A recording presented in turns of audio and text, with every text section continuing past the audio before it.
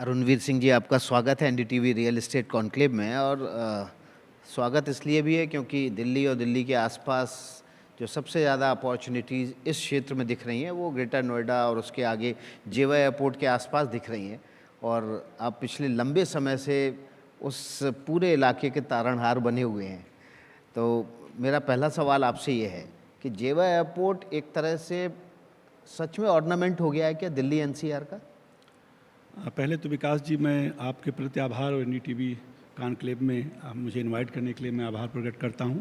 हमारे सामने जो बैठे हुए सभी दर्शक हैं, जिनका मैं नाम जानता हूं या नहीं जानता हूं, सभी को मैं नमस्कार करता हूं। आपके सारे दर्शकों को प्रणाम करता हूं। आपने बात जेवर एयरपोर्ट से शुरू की है, तो जेवर एयरपोर्ट इस देश का सबसे बड़ा एयरपोर्ट है, दुनिया का तीसरा सबसे बड़ा एयरपोर्ट है। और हम जब जेवर एयरपोर्ट की बात करते हैं तो ये 6 रनवे का एयरपोर्ट है। अभी आज अगर हम दिल्ली में बैठे हैं और हम कहते हैं कि हमारे पास 4 रनवे का एयरपोर्ट है, तो वो 2 रनवे का एयरपोर्ट है और 2 क्रॉस रनवे हैं। वहाँ पैरेलल 6 रनवे का एयरपोर्ट है। और जो टोटल कैपेसिटी होगी जब ये पूरा एयरपोर्ट तैयार होगा, अभी तो हम पहली उड़ान के लिए तैयार हैं। ऑलरेडी वहाँ एक रनवे बन गया है, एटीसी बिल्डिंग तैयार है, हमारी टर्मिनल बिल्डिंग तैयार है, हमारी फ़्लाइट शेड्यूलिंग हो चुकी है, हमारा कैलिब्रेशन फ़्लाइट का डीजीसी अप्रूवल हो चुका है और वहाँ पर फ़्लाइट ट्रायल्स चल रहे हैं। इंडिगो के राकासा के 15 दिसंबर तक चलेंगे। उसके बाद वो डीजीसीए के साइट पे अपलोड होंगे। उसके बाद एक एरोड्रोम लाइसेंसिंग होती है, that will be awarded to us. और फाइनली हमारे पास लास्ट डेट 17 अप्रैल है, उसके पहले ही हम लोग वहाँ फ़्लाइट शुरू करेंगे। डे 1 को we will have 30 flights, 25 domestic, 3 international and 2 cargo. तो पहले तो मैं स्पष्ट कर दूं, लोगों के मन में पहले हमेशा ये सवाल था कि ये कार्गो एयरपोर्ट है, तो ये अंतर्राष्ट्रीय एयरपोर्ट है, डोमेस्टिक एयरपोर्ट है और कार्गो एयरपोर्ट है। और जब ये बन के तैयार होगा तो 2 से 25 मिलियन पैसेंजर कैपेसिटी का एयरपोर्ट होगा, जो दुनिया का तीसरा सबसे बड़ा एयरपोर्ट होगा। और we will begin with 5 million passenger on day 1, even without a single spill over from IGI. तो अब आप उसके लिए शब्द जो भी इस्तेमाल करें, पर्यायवाची जो भी इस्तेमाल करें, तारणहार है, but definitely Jewar is going to be a game changing thing. जी, तो आप 17 अप्रैल डेट बता रहे हैं 2025, जब ये ऑपरेशनल हो जाएगा, तो क्या ये डेट फिक्स हो चुकी है? देखिए, आईटा हमको एक फाइनल डेट देती है, क्योंकि इंटरनेशनल फ़्लाइट्स का एलोकेशन आईटा से होता है। 17 अप्रैल हमारे पास लास्ट डेट है। अगर वो डेडलाइन हम मिस कर जाएंगे तो हमको फिर अगले 6 महीना और प्रतीक्षा करनी पड़ेगी। तो 17 अप्रैल से पहले फ़्लाइट शुरू हो जाएंगी। और आपको ये जान के और खुशी होगी कि कोविड काल में शुरू हुआ एयरपोर्ट, जिसके लिए हमने 3 साल का समय दिया था, 1095 दिन, केवल 3 साल 3 महीने में बन के तैयार हो गया है, जो कि अपने आप में पूरे देश के लिए एक अनूठा रिकॉर्ड है कि कोई भी अंतर्राष्ट्रीय एयरपोर्ट 3 साल में पूरा हो गया। सामान्य रूप से 12 से 14 साल, 16 साल एयरपोर्ट बनने में लगते हैं, but we are ready to fly. जी, अभी हमने देखा पिछले सीज़न जब बारिश हुई, तो बारिश के बाद ग्रेटर नोएडा, गुड़गांव, नोएडा, इनकी तुलना होने लगी कि इंफ्रास्ट्रक्चर जो है वो गुड़गांव के मुकाबले ग्रेटर नोएडा में या उस तरफ जेवा एयरपोर्ट की तरफ ज़्यादा बेहतरीन है और लोग बड़ी तादाद में इधर शिफ्ट कर रहे हैं। क्या आपको लगता है कि गुड़गांव कहीं ग्रेटर नोएडा से जेवा एयरपोर्ट एक्सप्रेसवे आसपास के इलाके में जो डेवलपमेंट हो रहे हैं उससे पिछड़ सकता है? नहीं, कोई भी जगह अपने समय काल के हिसाब से डेवलप होती है। तो गुड़गांव का अपना महत्व था, गुड़गांव ने अपने समय में डेवलपमेंट किया, ग्रोथ किया। आज जेवर का समय है, आज फ्यूचर इज़ देयर, और हमारा स्लोगन भी है फ्यूचर इज़ हेयर। तो फ्यूचर तो वहाँ है ही। और जेवर एयरपोर्ट में जिस तरह की मल्टी मोडल कनेक्टिविटी आ रही है, वो अपने आप में अनूठी है, पूरे देश में कहीं नहीं है। अगर आप कहें तो संक्षिप्त में 1 मिनट में आपको बता सकता हूँ। देखिए, एक अंतर्राष्ट्रीय एयरपोर्ट आया है, उसके साथ साथ हमने उसको दिल्ली मुंबई एक्सप्रेसवे से 31 किलोमीटर एक 100 मीटर वाइड एक्सप्रेसवे से जोड़ दिया है, जिसमें 23 किलोमीटर हरियाणा का है और 8 किलोमीटर यूपी का है। और आप 20 मिनट में बल्लभगढ़ से जेवर पहुंच सकते हैं। और जब ये पूरा बन गया है, केवल इसको कनेक्ट होने के लिए केवल 700 मीटर जगह बची हुई है। ये 4 इंटरचेंज भी एक्सप्रेसवे पे बन गए हैं, तो आप जयपुर 2 घंटा 40 मिनट में जेवर से पहुँच सकते हैं। पहली कनेक्टिविटी तो ये। दूसरी कनेक्टिविटी, भारतीय रेल पहली बार देश के किसी भी एयरपोर्ट में अंडरग्राउंड ट्रांसपोर्टेशन सिस्टम बना रही है। और जेवर एयरपोर्ट को चोला से, जो कि 16 किलोमीटर जेवर से दूर है, जोड़ा जा रहा है अंडरग्राउंड रेलवे लाइन से, और एक तरफ रूधी से जोड़ा जा रहा है। चोला अमृतसर कलकत्ता लाइन का स्टेशन है और रूधी दिल्ली मुंबई लाइन का स्टेशन है। ये दोनों स्टेशन जोड़े जा रहे हैं, तो हमारा जो कैचमेंट एरिया जो है, जिसको हिंटरलैंड कहते हैं एयरपोर्ट की भाषा में, वो हिंटरलैंड केवल पश्चिमी उत्तर प्रदेश या part of Haryana, part of Rajasthan या उत्तर प्रदेश नहीं है, बल्कि इसका हिंटरलैंड बिल्कुल पैन इंडिया है। पूरे देश के ट्रैफिक के लोग यहाँ आ सकेंगे। इसके अलावा यहाँ रैपिड रेल की डीपीआर स्टेट गवर्नमेंट ने अप्रूव कर दी है, और जो रैपिड रेल आ रही है, जो अभी आपने देखा मेरठ से सराय काले खां तक के लिए बन रही थी, जो गाजियाबाद तक बनी है, वो रैपिड रेल एनसीआरटीसी कंपनी बना रही है। इसी रैपिड रेल में हमने स्पेशली जेवर के लिए प्लान कराया है कि एक ही रेलवे लाइन पर मेट्रो भी चलेगी, उसी लाइन पर जो है वो एलआरटी भी चलेगी, और उसी लाइन पर रैपिड रेल भी चलेगी। तो एनसीआरटीसी का जो ये डीपीआर अप्रूव हुआ है जो उत्तर प्रदेश सरकार से, और जिसकी शुरुआत जो है अगले साल नवंबर से शुरुआत होगी, उसमें उसी लाइन पर रैपिड रेल भी आएगी, उसी पर मेट्रो भी आएगी, उसी पर एलआरटी भी आएगी। और उसी पर हमने साथ साथ ही जेवर एयरपोर्ट को फिल्म सिटी हमारे यहाँ एक आ रही है, उससे जोड़ दिया है। वहाँ पार्ट टैक्सी के लिए कनेक्टिविटी दी गई है। इसके अलावा पैरेलल बहुत सारी रोड, आईजीआई को जोड़ने के लिए लाइन, जब अभी हमने चोला कहा तो चोला डेडिकेटेड फ्रेट कॉरिडोर का हिस्सा है, जो कि बैर रेलवे स्टेशन को जोड़ता है, और वहाँ से आनंद विहार को होते हुए आप वंदे भारत जैसी ट्रेन या ऐसी बहुत फास्ट ट्रेन भी चला सकते हैं। जो रैपिड रेल है वो भी 140 किलोमीटर की स्पीड से चलेगी, और केवल 4 स्टॉपेज होंगे आईजीआई तक के लिए।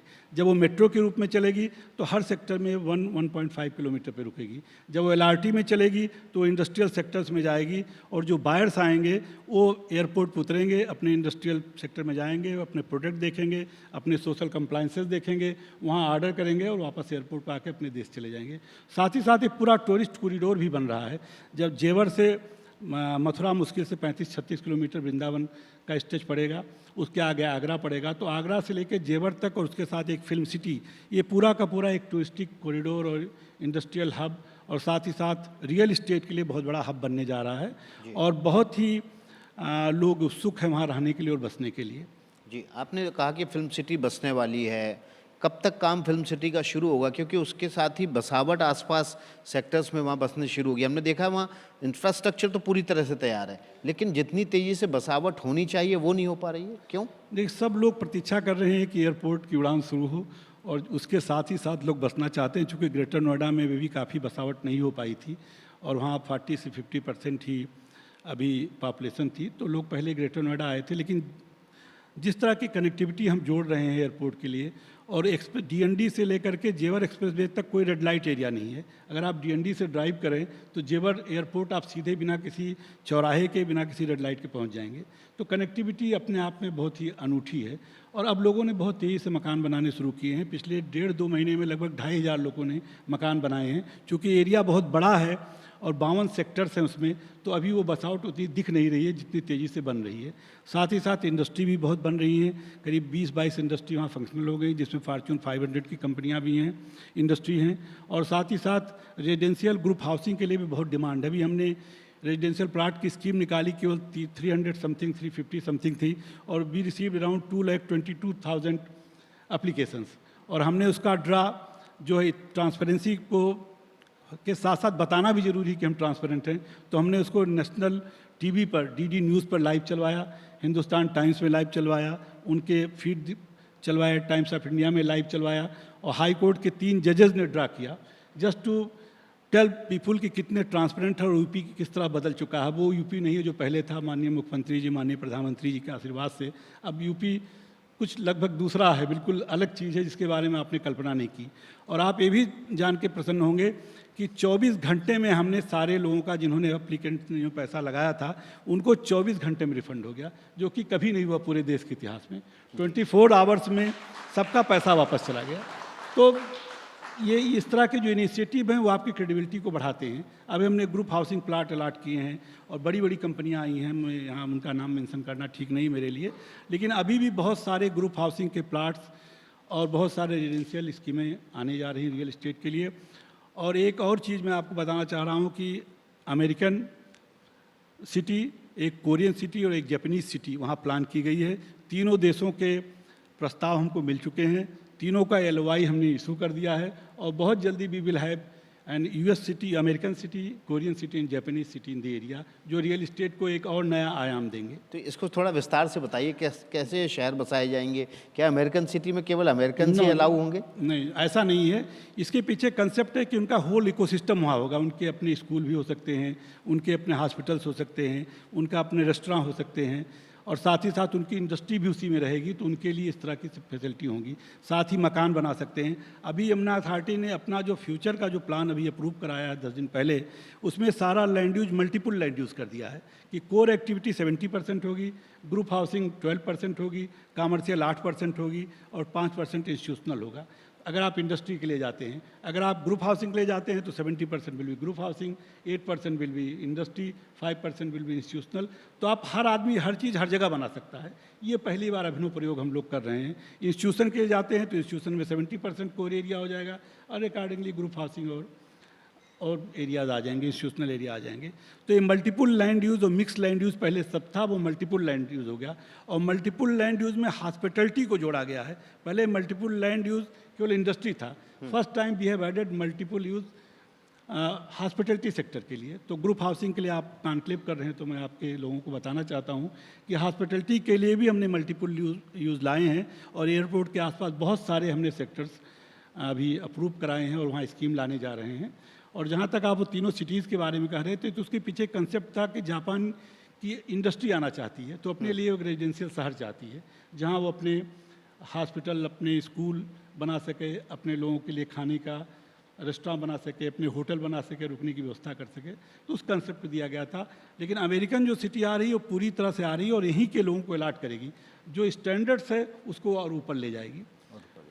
जी, एक सुपर नोएडा के बसाने की भी बातचीत चल रही है एक्सप्रेसवे की, यमुना एक्सप्रेसवे के आसपास, वो क्या है? सुपर नोएडा नहीं, न्यू नोएडा करके एक है जो नोएडा अथॉरिटी को दिया गया है। वो खुर्जा से आगे का एरिया है, वो न्यू नोएडा एक बस रहा है। अभी यमुना अथॉरिटी में तो बुलंदशहर के सारे गांव जोड़ दिए गए हैं और हम चोला रेलवे लाइन तक पहुंच गए हैं। अब चोला रेलवे लाइन से आगे भी जो बुलंदशहर विकास प्राधिकरण का हिस्सा है वो भी यमुना में ऐड होने जा रहा है। ऑलरेडी यमुना अथॉरिटी शायद देश की सबसे बड़ी अथॉरिटी है जो 165 किलोमीटर एक्सप्रेसवे के दोनों तरफ 30 से 35 किलोमीटर है। हमारे में 6 ज़िले हैं, जिसमें गौतम बुद्ध नगर है, बुलंदशहर है, हाथरस है, मथुरा है, अलीगढ़ है और आगरा है। और एक हेरिटेज सिटी हम डेवलप करने जा रहे हैं। अभी 5 दिन पहले माननीय मुख्यमंत्री ने अनुमोदन दिया है, जो कि वृंदावन को एक्सप्रेसवे से केवल 6 मिनट में आप बांके बिहारी मंदिर पहुंच जाएंगे। एक नया एक्सप्रेसवे हम बना रहे हैं 8 लेन का, साथ ही साथ वहां पर एक केबल ब्रिज बना रहे हैं और पैरेलल एक सस्पेंशन ब्रिज बना रहे हैं। वहाँ ट्रैफिक को रोकने के लिए वहाँ से हम गोल्फ कार्ट चलाएंगे, वो ट्रैफिक के लिए बहुत बड़ा प्लान बनाया गया है। तो ब्रिज विकास परिषद, मार्थ, NHI, PWD, मथुरा विकास प्राधिकरण, वृंदावन विकास प्राधिकरण, सभी ने मिल के प्लान बनाया है और उस प्लान को एग्जीक्यूट करने का इस हिस्सा जो है हेरिटेज सिटी का, वो हमको दिया गया है, एडा को दिया गया है। और ये 7,000 करोड़ का ये परियोजना अगले 15 दिन मिला में के शुरू हो रियल जाएगी। एस्टेट कारोबारियों के लिए अनलिमिटेड अपॉर्चुनिटी आप खोल रहे हैं। बिल्कुल खोल रहे हैं। और साथ ही साथ अभी हमने आपके इंट्रैक्शन में माननीय मंत्री जी के सुना कि गरीब लोग कहाँ जाएंगे, उनके लिए क्या होगा। तो मैं आपको ये बताना चाहता हूँ, हमने हर ब्लॉक में जितना नए हम अब रेजिडेंशियल स्कीम्स ला रहे हैं और सेक्टर्स ला रहे हैं, उसमें इनफॉर्मल सेक्टर को हमने जगह दी है। और जो छोटे छोटे प्लाट हैं 30 मीटर के, उनको हमने 2 FAR और 2.5 FAR दिया है और उनकी कीमत बहुत ही मिनिमम रखी है। 5 से 7 लाख में लोग आराम से 10 साल की किस्तों में लेके खुद मकान बना सकते हैं। हम फ्लैट नहीं बनाएंगे, घर नहीं बनाएंगे, क्योंकि मेरा विश्वास है कि हमारा काम नहीं है। हमारा काम है इंफ्रास्ट्रक्चर डेवलप करना, फैसिलिटीज़ लाना और लोगों को सुविधाएं देना, वहाँ पानी की व्यवस्था करना, वहाँ के लिए और फैसिलिटीज़ को लाना। तो इसलिए हम प्लाट देंगे और हर सेक्टर में इनफॉर्मल सेक्टर लाएंगे, जिससे जो छोटे लोग हैं, जो वर्कर्स आएंगे, जो इंडस्ट्रियल वर्कर्स आएंगे, वो कहाँ रहेंगे। और आपको ये भी जान के प्रसन्नता होगी कि अभी हमने जितनी इंडस्ट्रियल स्कीम ला रहे हैं, सब में इंडस्ट्रियल वर्कर्स के लिए हमने जगह दी है बनाने के लिए, कि वो जो इंडस्ट्री के लोग आएँ वहीं पर रहें, उनके वर्कर्स वहीं रहें। जी, एक समस्या नोएडा, ग्रेटर नोएडा के इलाकों में है कि बहुत सारे प्रोजेक्ट ऐसे हैं जहाँ पर रजिस्ट्री नहीं हो पा रही है बायर्स की प्रॉपर्टी की। ऐसी समस्या क्या यमुना इंडस्ट्रियल एक्सप्रेसवे के आसपास भी है, और है तो इसका तोड़ क्या है, क्या तोड़ है इसका? नहीं, देखिए, हमारे यहाँ केवल 11 ग्रुप हाउसिंग अलाटमेंट हुए थे, जिसमें से 4 NCLT में चले गए, तो 7 लोग ही थे। और उन सभी लोगों को अमिताभ कांत, एक कमेटी की रिकमेंडेशन आई थी, आपने सुना होगा, जिसमें कि उनके पैनल इंटरेस्ट और इंटरेस्ट माफ़ कर दिए गए थे। तो सभी लोगों ने अडाप्ट कर लिया और हमारे यहाँ लगभग 90% लोगों को पोजीशन मिल चुका है। केवल 10% ऐसे हैं जो किन्हीं कारणों से रुके हुए हैं। लेकिन नोएडा और ग्रेटर नोएडा में समस्या इसलिए है कि काफ़ी लिक्विडेशन में केसेस चले गए हैं और एनसीएलटी का एक प्रोसेस है, पहले एनसीएलटी में जाता है, फिर एनसीएलएटी में जाता है, फिर वो सुप्रीम कोर्ट जाता है। तो उस प्रोसेस की वजह से हो रहा है। लेकिन अभी उत्तर प्रदेश सरकार ने अमिताभ कांत के रिकमेंडेशन के बाद लगभग 1 से 11 प्रोजेक्ट क्लियर करा दिए हैं, जो पहले जिनकी संख्या लगभग 282 थी। तो काफ़ी काम हुआ है इधर पिछले 4 महीनों में, 5 महीनों में। और नोएडा ग्रेटर नोएडा के भी तमाम जो बायर्स थे उनको मौका मिला है। अभी जेपी के बायर्स के लिए एक हम लोगों ने सुरक्षा कंपनी जिसने टेक ओवर किया है, जिल कंपनी जो होती थी, उसके लिए हम लोगों ने व्यवस्था की है। और एनसीएलटी ने जो फाइनल अवार्ड किया था उसको यमुना अथॉरिटी ने एक्सेप्ट कर लिया है। जितना हेयर कट है वो हम सारा देंगे, लेकिन 20,000 बायर्स जो रुके हुए हैं उनको मकान मिल जाएं और 30,000 जो किसान जिनके मुआवजे रुके हैं उनको मिल जाए। ये ऑलरेडी हमने बोर्ड से अप्रूव करके कैबिनेट में भेज दिया है। अगले 10 से 15 दिनों में ये जेपी के बायर्स के जो रुके हुए मसले थे जाल के, वो भी क्लियर हो रहे हैं। तो काफ़ी पॉजिटिव है हम लोग। हेयर कट लेने में हिचक नहीं रहे हैं, डर नहीं रहे हैं। सरकारी लोग डरते बहुत हैं डिसीजन लेने में भी और दस्तखत करने में भी।